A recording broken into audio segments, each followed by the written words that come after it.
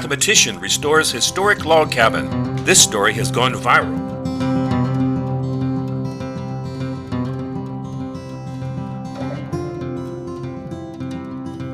But these stories are unauthorized and inaccurate. That's me, Richard Aiken, and yes, I have a doctorate in math, also a medical doctorate.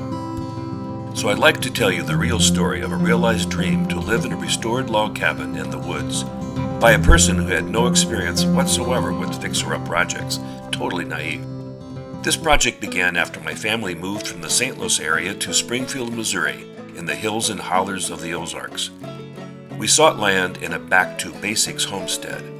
Our realtor was happy to see my wife cry at the beauty of one wooded rolling hill property that we later purchased. At that site, we created the Lake of Happy Tears. I put an ad in the local weekly county newspaper for an old log cabin. This man, Billy Howell, called and said, "You can have it if you remove all the junk." I gave him $100 anyway and proceeded to clean up the cabin. I removed siding, rotten pieces of joists, roof, and all the junk inside. I labeled the end of each log and knocked the logs down using a simple pole. I didn't want to exceed my $100 budget by equipment rental. I then transferred them to the new setting. A basement was dug down to the Missouri bedrock. Additional replacement logs and all logs used for the roof and porches were cut from our forest. As the cabin emerged, time to carry my bride across the threshold. Logs were lifted using a manual crank material lift. Then came the rafters and the roof made of hand-cut cedar shingles. It's officially a shelter. Chinking was done using chicken wire and steel mesh, to which an original daubing recipe was used, minus the hog whiskers. While that was being done, the fireplace construction began.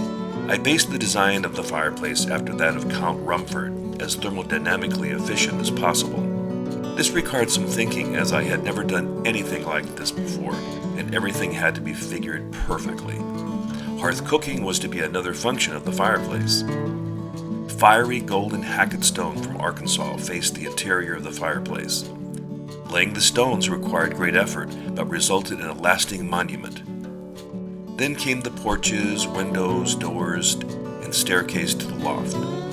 I used my newly acquired masonry skills to build a retaining wall along the spring that wraps around the cabin. For more details, follow us on Facebook page A Log Cabin in the Woods, as well as on our website, alogcabininthewoods.com. Thanks for watching.